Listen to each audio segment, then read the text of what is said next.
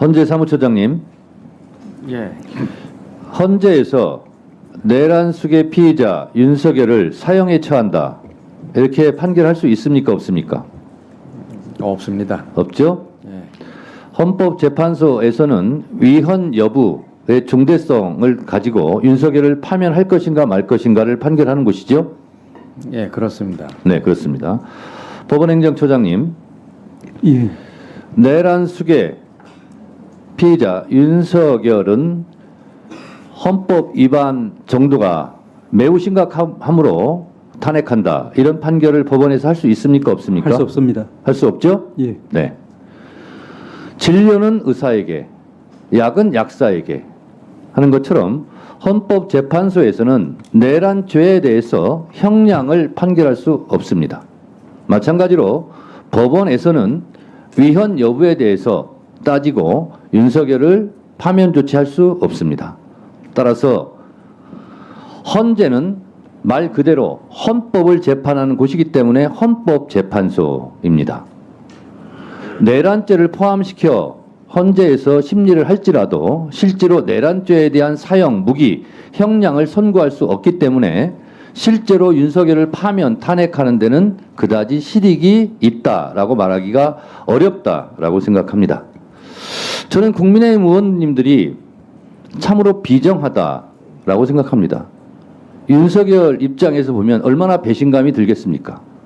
본인은 헌법재판소에서 헌법에 대한 위헌성 여부를 따지는 것도 버거울 텐데 국민의힘 의원들이 왜 내란죄를 뺐느냐, 내란죄를 포함시켜라 라고까지 주장합니다. 얼마나 힘들겠습니까? 윤석열의 입장에서는.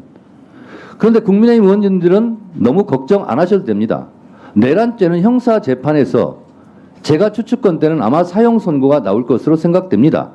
그래서 윤석열에 대해서, 내란죄에 대해서 사형 선고가 내리는 것은 법원에서, 형사재판에서 할 테니까 너무 걱정 마시고, 그것을 헌법재판소에서 왜 안 하냐고 윤석열 씨 서운하게 그런 말은 안 하시는 게 좋을 것 같다라는 생각이 듭니다. 자, 방화범이 불을 저질렀습니다. 불을 질렀어요. 그리고 또 불을 지르겠다고 합니다. 그것도 12월 3일 날 불을 질렀는데 나를 잡아가지 않으면 또 불을 지르겠다. 그러면 그 방화범에 대해서는 일단 파면 조치해야 됩니다. 우리 회사 불 질렀는데 또 지를 거야. 그러면 일단 회사에 못 나오게 해야 됩니다. 격리해야 됩니다. 이게 헌법재판소에서 하는 파면, 탄핵 인용입니다. 그런데 그 방화죄에 대해서 징역 10년이냐 15년이냐 무기징역이냐 사형이냐는 그것은 나중에 형사재판에서 하면 될 일입니다. 그런데 이 방화범이 계속 불 지르라고 형사재판을 하면서 1년이 걸릴지 2년이 걸릴지도 모르는 그 방화범을 그냥 불 지를 수 있도록 하는 것은 책임 회피다, 이렇게 생각하고요. 어느 회사 금고지기도 마찬가지입니다. 12월 3일 날 12억 3천만 원을 횡령했는데, 빼돌렸는데 그 자리에 두면 또 빼돌리겠다고 그래요. 그러면 빨리 격리부장, 금고지기직을 파면해야 되는 거예요. 그래야 그 회사가 안전합니다.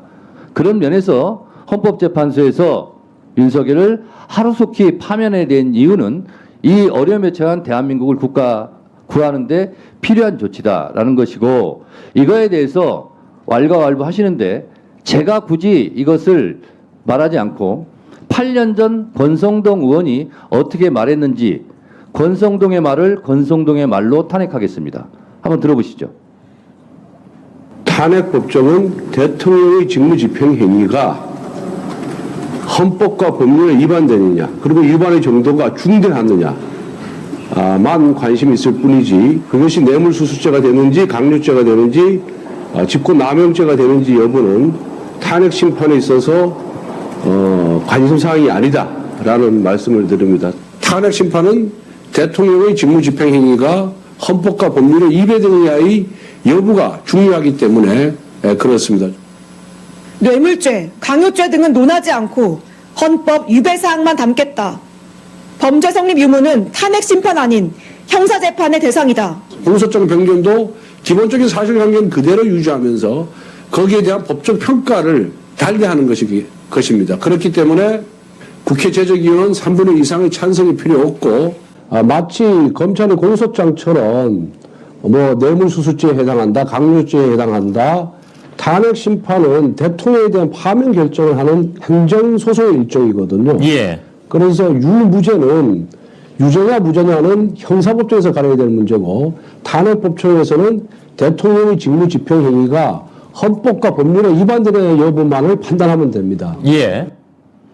8년 전 권성동 소추위원께서 뇌물죄, 강요죄, 직권남용죄 등을 헌법 위헌 여부로 판단해야 한다라는 것처럼 저도 8년 전에 권성동 소추위원이 한 것처럼 똑같이 한 겁니다. 내란죄에 대한 부분은 형사재판정에 가서 사형을 받든 무기든 받든 거기 가서 받으시고 내란 행위에 대해서는 위헌 여부를 가지고도 충분히 탄핵시킬 수 있다라는 것입니다. 그러니 3분의 2 필요 없고 재의결 필요 없다고 지금 권성동 의원이 8년 전에 얘기하고 있지 않습니까? 국민의힘 의원님들 권성동 의원의 말에 대해서 반기 좀 그만 드세요. 이렇게 말씀드리고요. 그리고 이 국민의힘 의원들이 내란죄 빼면 혹시 윤석열이 탄핵 안 되는 거 아니야? 파면 안 되는 거 아니야? 돌아와서 우리한테 보복하는 거 아니야? 라고 걱정하시는 것 같은데 걱정하지 마세요. 내란죄 부분을 형사재판에서 충분히 할 것이고 위헌성 여부 가지고도 충분히 윤석열 씨는 파면이 100% 될 것이라고 저는 생각하기 때문에 너무 걱정하지 마시기 바랍니다. Don't worry, be happy 하시기 바라고요. 공수처장님. 이 사진 보신 적 있죠? 한남동 관저 앞에서 눈보라를 맞으면서 앉아있는 우리 2030 여성들의 모습입니다. 여러분, 이분들이 공수처보다 더 오래 한남동 관저를 지키고 있다 하는 사실 명심하시고 2차 때는 1차 실패의 우를 범하지 않기 위해서 최선을 다해 주시기 바랍니다. 잘 알겠습니다.